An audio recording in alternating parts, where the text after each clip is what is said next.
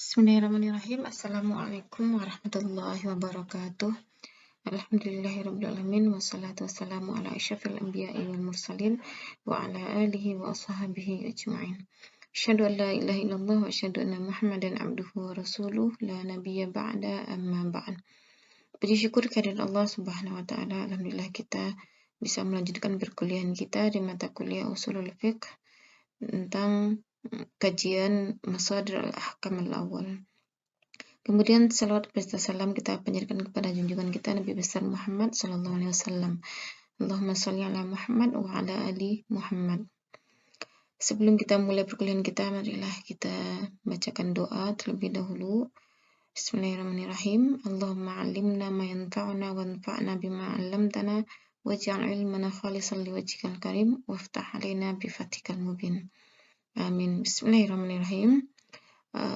Sekarang kita akan mengkaji tentang Masadir al-Ahkam al-Awwal, ya, sumber hukum Islam yang pertama.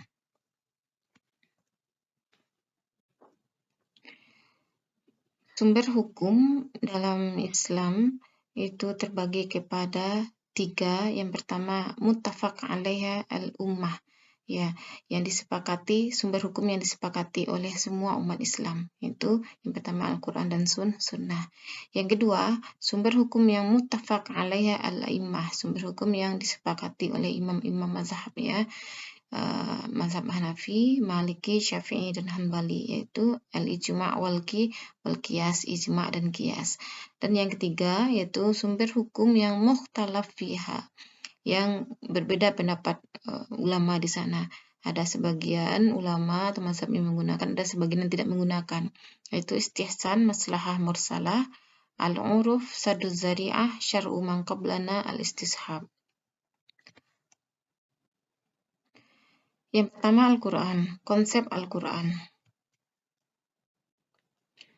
Pengertian Al-Quran secara bahasa, ada beberapa ulama yang mengajukan definisi Al-Quran secara bahasa. Yang pertama Imam Syafi'i. Beliau mengatakan Al-Quran ismu alam li kitabillah ghairu mushtaq. Jadi katanya Al-Quran itu merupakan nama, ya, nama yang diberikan bagi kitab Allah dan tidak terambilkan dari kata yang lainnya, seperti Taurat dan Injil. Yang kedua Abu Bakar Al-Baqilani mendefinisikan Al-Quran secara bahasa, bahwasanya Al-Quran itu merupakan masdar, ya. Masdar itu merupakan isim yang berasal dari fi'il, ya. Hurufnya diambilkan dari huruf fi'ilnya.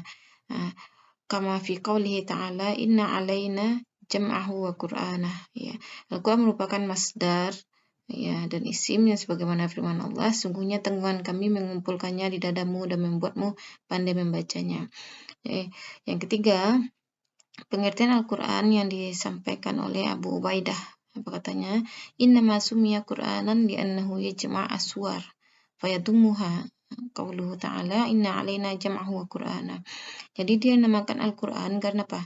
Karena Al-Quran ini menggabungkan aswar, surat-surat, ya, dan fayadumuha, dan menjadi satu. Sebagaimana firman Allah, sungguhnya tanggungan kami mengumpulkannya di dadamu dan membuatmu pandai membacanya. Pengertian Al-Quran menurut istilah kalamullah ta'ala al-mu'ajjaz, ya, perkataan Allah yang mengandung mukjizat.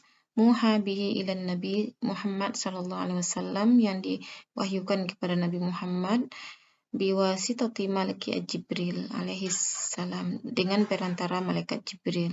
Al-manqulu bitawatur, dan yang disampaikan dengan cara tawatur. Maksudnya yang disampaikan dengan cara tawatur ini, Al-Quran itu disampaikan dari generasi ke generasi berikutnya dengan jumlah yang banyak, ya, dengan jumlah periwayat yang banyak.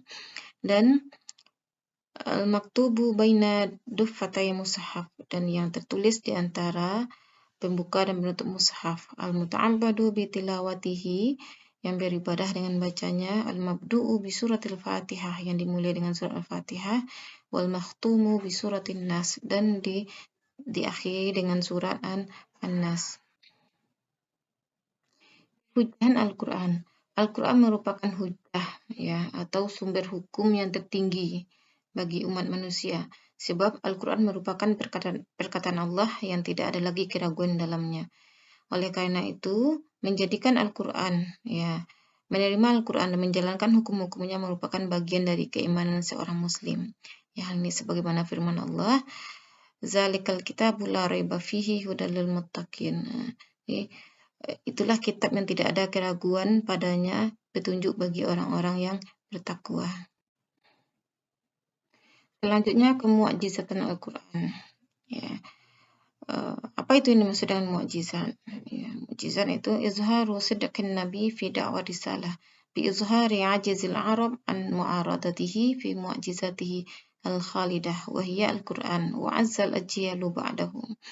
Jadi yang dimaksud dengan mu'jizat itu menampakkan, memperlihatkan kebenaran Nabi dalam dakwah risalahnya dengan melemahkan orang-orang Arab untuk menentang dalam kemu'jizatan Al-Quran, dan dengannya umat merasa mulia. Jadi kenapa Al-Quran dikatakan mu'jizat Nabi? Ya, karena tidak ada yang sanggup dari orang Arab yang mendatangkan semisal dari Al-Quran.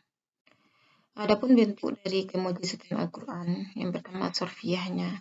Ya, jadi Al-Quran itu bisa memalingkan perhatian orang lain, dari isi kandungannya. Yang kedua dari balaghah, keindahan bahasa Al-Quran. Jadi kalau kita memahami bahasa Arab, insya Allah kita akan merasakan bagaimana indahnya bahasa Arab, bahasa Al-Quran tersebut. Yang ketiga dari segi matmunnya, kandungannya. Di Al-Quran, selain dari dia mengandung hukum-hukum, dia juga mengandung dari isyarat-isyarat ilmiah. Ya.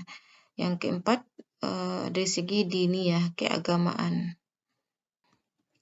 Nama-nama lain dari Al-Quran. Di sini dibuatkan ada 4 di sini nama lain dari Al-Quran. Yang pertama Tanzil, yang artinya diturunkan, itu dalilnya dalam surah Asy-Syu'ara ayat 192. Yang kedua Al-Furqan, pembeda, itu dalilnya dalam surah Al-Furqan ayat 1.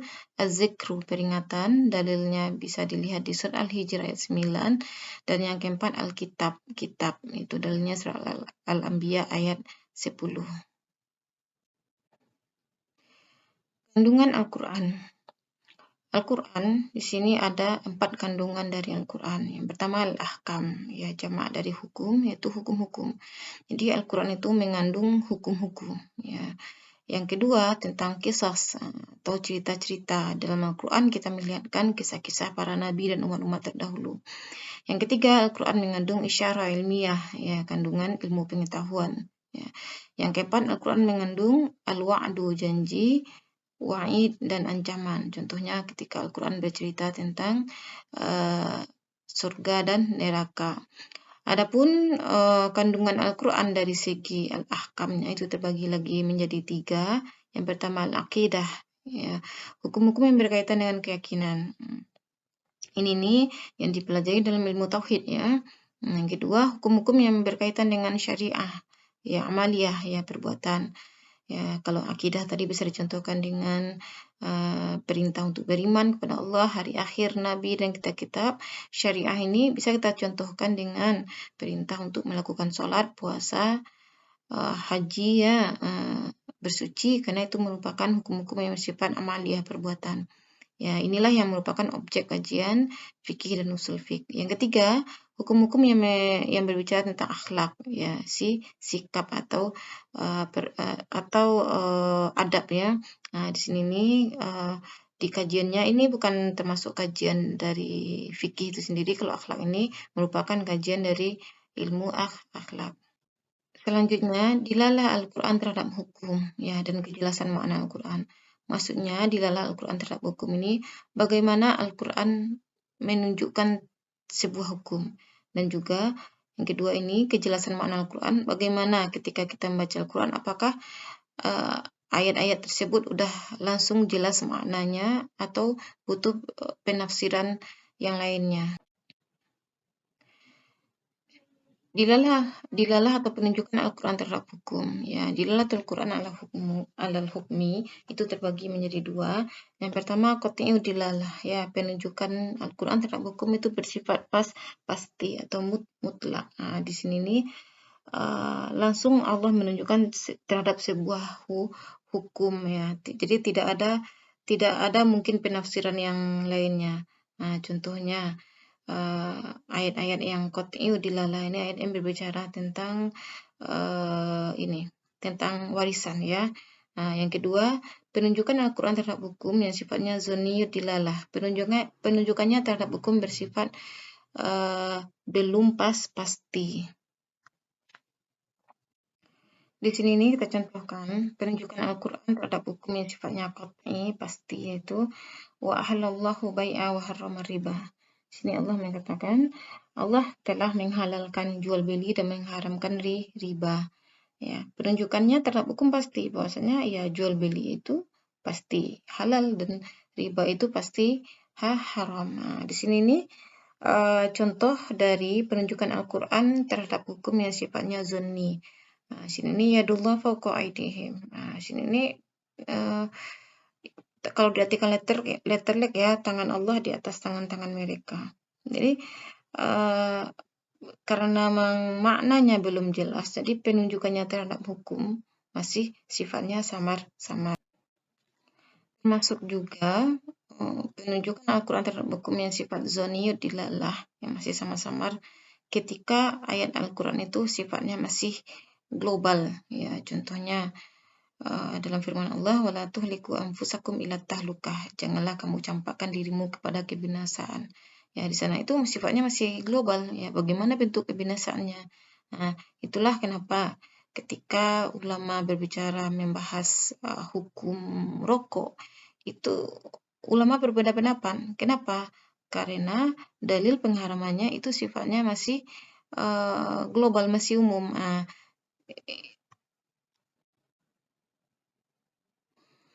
Dan penunjukan Al-Quran, ayat-ayat terhadap hukum yang sifatnya zoniyut dilalah inilah yang kemudian menyebabkan terjadinya perbedaan ulama dalam menghukumi sesuatu. Oke, kita lanjut ke kejelasan makna Al-Quran. Ya, ini dalam surah Ali Imran ayat 7 Allah menyebutkan A'udzubillahi minasyaitonirrajim huwallazi anzala 'alaikal kitaba minhu ayatun muhkamat. Ya, muhkamatun hunna ummul kitabi wa ukhra mutasyabihat. Jadi dialah yang telah menurunkan Al-Quran kepada kamu. Di antara isinya ada ayat-ayat yang muhkamat. Muhkamat ini istilahnya udah jelas ya, udah pasti ya. Dan dia itu merupakan hunna ummul kitab, dan itulah ayat-ayat yang merupakan pokok-pokok isi Al-Quran ya. Dan ada juga wa ukharu mutasyabihat, dan yang lainnya ayat-ayat mutasyabihat. Yang mutasyabihat maksudnya ayat-ayat yang maknanya masih belum jelas atau masih samar-samar. Dari segi kejelasan makna Al-Quran ini itu terbagi kepada dua. Yang pertama ayat-ayat yang muhkam ya. Muhkam ini maksudnya apa? Yang dia itu lafal yang menunjukkan kepada makna yang jelas, dilalah wadihah. Penunjukannya jelas terhadap suatu makna. La yabqa ma'aha ihtimalut ta'wil wa takhsis wa nasakh. Yang tidak mungkin lagi ditakwil, ditaksis dan dikhususkan dan dinasakh ya. Ini contohnya apa? Contohnya al-ahkam asasiyah fiddin, ya, hukum-hukum asasi dalam agama. Contohnya kewajiban beriman kepada Allah, hari akhir, malaikat. Itu sifatnya ayatnya muhkam, nggak mungkin lagi ditakwil, nggak mungkin lagi untuk dikhususkan. Kalau dalam masalah fikih contohnya ada yang berbicara tentang mawaris ya, dalam surah An-Nisa ayat 11-12 itu ayatnya menunjukkan terhadap makna itu udah jelas, nggak mungkin lagi untuk ditafsirkan dan udah bisa langsung diamalkan. Contohnya bagaimana bagian anak perempuan jika dia bersama bagian laki-laki, itu udah langsung disebutkan dalam firman Allah ya, lizakari mislu hazil unsayain. Jadi satu anak laki-laki, dua bagian anak perempuan. Begitu juga udah dijelaskan bagaimana bagian suami ketika dia tinggal mati oleh istrinya dan dia memiliki anak atau tidak memiliki anak ya. Itu ayat-ayat yang muhkam, jadi ayat yang sudah jelas maknanya. Yang kedua ayat-ayat yang mutasyabih. Mutasyabih ini yang belum jelas maknanya. Yang belum jelas maknanya inilah yang nantinya menyebabkan multitafsir dari para ulama. Jadi ulama berbeda pendapat dalam menafsirkannya, yang menyebabkan terjadinya perbedaan dalam menetapkan sebuah hukum. Selanjutnya, metode Al-Quran menjelaskan hukum. dari segi metode Al-Quran menjelaskan hukum itu terbagi dua. Yang pertama, kulli. Kulli ini maksudnya Al-Quran menjelaskan sebuah hukum secara global, ya, secara umum. Ya, ini contohnya itu perintah salat, ya. Aqimus shalah, dirikan sholat. Itu masih sifat umum, ya. Karena memang dalam Al-Quran belum dijelaskan bagaimana tata cara sholat dan bagaimana rakaatnya dan kapan-kapan waktunya. Yang ayat-ayat yang kulli ini itu butuh penjelasan. Penjelasannya itulah nanti fungsi sunnah untuk menjelaskan Al-Quran. Itu yang pertama, bahwasanya Al-Quran menjelaskan hukum dengan cara umum atau global. Yang kedua, Al-Quran menjelaskan hukum dengan cara juz'i, terperinci. Ya, terperinci contohnya tadi ayat-ayat yang warisan, ya. Karena langsung disebutkan oleh Allah bagi-bagiannya. Dan ini yang terperinci ini yang tidak butuh lagi penjelasan, ya. Oke. Selanjutnya konsep sunnah. Sunnah menurut bahasa berarti trik, jalan, ya, atau maslak. Maslak juga diartikan dengan jalan. Yang ketiga diartikan dengan manhaj atau metode. Sedangkan menurut istilah, sunnah diartikan dengan kullu ma nuqila an Rasulillah sallallahu alaihi wasallam min aqwalin wa af'alin wa takririn. Segala sesuatu yang dinukilkan dari Rasulullah SAW baik berupa aqwal, perkataan, yang kedua af'al, perbuatan, dan yang ketiga ketetapan Rasul. Jadi dari pengertian ini nanti akan lahir pembagian dari sunnah itu sendiri. Yang pertama, sunnah yang berbentuk sunnah kauliyah, perkataan Nabi. Yang kedua, af'al, sunnah fi'liyah, ya, sunnah yang berbentuk perbuatan Nabi. Yang ketiga, sunnah takririyah yang berbentuk penetapan Nabi. Kehujahan sunnah. Sunnah merupakan sumber kedua dalam Islam, ya. Itu disepakati oleh semua umat Islam. Maka setiap hukum yang ditetapkan oleh sunnah merupakan hukum yang harus ditaati oleh setiap muslim. Sebab hukum-hukum tersebut pada prinsipnya juga bersumberkan dari Allah, ya. Jadi sunnah bukanlah perkara yang dibuat oleh Rasul sebagaimana firman Allah. Di sini ya kita langsung ke ayat yang menunjukkannya. Ya, wa ma yantiqu anil hawa in huwa illa wahyu yuha. Jadi Nabi Muhammad itu tidaklah berbicara berdasarkan hawa nafsunya kecuali itu merupakan wahyu yang diwahyukan. Hujahan sunnah, ya. Karena sunnah udah merupakan sumber hukum kedua yang sudah disepakati oleh umat Islam, maka mengamalkan sunnah merupakan bentuk ketaatan seorang muslim kepada Rasulullah, ya. Ketaatan seorang muslim kepada Rasulullah merupakan bentuk ketaatannya kepada Allah. Ini sebagaimana firman Allah, "Mayyuti'ir rasul faqad ata'a Allah wa man tawalla fama arsalnaka 'alaihim hafiza." Dan barang siapa mentaati Rasul, sungguhnya ia telah mentaati Allah. Selanjutnya pembagian sunnah. Ya. Pembagian sunnah di sini ini ada pertama sunnah qauliyah. Apa itu yang maksud dengan sunnah qauliyah? Kullu qaulir Rasul sallallahu alaihi wasallam. Setiap perkataan Nabi. Ya. Jadi ketika kita menemukan hadis nanti yang bentuk perkataan Nabi itu merupakan sunnah qauliyah, ya. Contohnya innamal a'malu binniyat. Sungguhnya segala sesuatu itu tergantung pada niat. Yang kedua, sunnah fi'liyah, dari kata fi'il, perbuatan. Kullu fi'lir Rasul sallallahu alaihi wasallam. Setiap perbuatan Rasul sallallahu alaihi wasallam. Contohnya apa? Tata cara salat yang diperlihatkan oleh Rasulullah di depan sahabatnya itu sunnah fi'liyah. Nanti sahabat yang meriwayatkan dengan bahasanya. Begitu juga ketika Nabi melaksanakan manasik haji dan umroh di depan para sahabatnya. Yang ketiga itu sunnah takririyah. Ya, kullu takrir Rasul sallallahu alaihi wasallam. Setiap takrir ini ketetapan Rasul sallallahu alaihi wasallam, ya. Takrir ini bisa berbentuk perbuatan sahabat yang dilakukan di depan Nabi dan Nabi melihat, kan, tapi Nabi hanya diam. Ya. Contohnya apa? Ketika para sahabat makan bersama Rasulullah dan itu dihidangkan daging dob. Ya, daging dob itu kalau kitanya kayak biawak, ya, tapi dia hidup hanya di satu alam, itu Nabi diam. Ya, berarti diam Nabi ini menunjukkan bahwasanya memakan daging dob itu boleh. Karena Nabi tidak akan mungkin diam terhadap perbuatan kemungkaran. Begitu juga termasuk sunnah takririyah. Ketika sahabat melakukan sesuatu di zaman Nabi, Nabi mengetahuinya, tapi Nabi tidak melarang. Contohnya apa? Permasalahan azal ya. Azal ini KB alami ya, ketika suami istri tidak menginginkan memiliki keturunan, dia melakukan azal. Jadi apa kata salah seorang sahabat? Kunna na'zilu wal Qur'anu yanzil. Kami melakukan azal, sedangkan Quran masih turun. Maksudnya apa? Ya, tidak ada ayat yang menjelaskan setelah itu hukum azal. Begitupun Nabi tidak melarang perbuatan sahabat tersebut. Selanjutnya, fungsi sunnah terhadap Al-Quran. Ya, secara garis besar, fungsi sunnah terhadap Al-Quran itu ada di tiga. Yang pertama, takrir atau takkid. Ya, sunnah berfungsi menguatkan hukum-hukum yang ada di Al-Quran. Ya, di sini bisa dicontohkan. Ketika Al-Quran memerintahkan wa'ashiruhunna bil ma'ruf ya, dalam surat An-Nisa ayat 29 ini ya. Dan pergaulilah istri-istri kamu itu dengan cara yang baik. Kemudian datang sunnah, hadis Nabi mengatakan istausu bin nisa'i khaira. Ya, berwasiatlah terhadap wanita dengan cara yang baik. Jadi sunnah itu fungsinya di sini ini yaitu sebagai takkid, penguat hukum-hukum yang ada di Al-Quran. Nah, yang kedua fungsi sunnah terhadap Al-Quran yaitu sebagai bayan, penjelas. Nah, kalau dijelaskan lagi al-bayan ini ada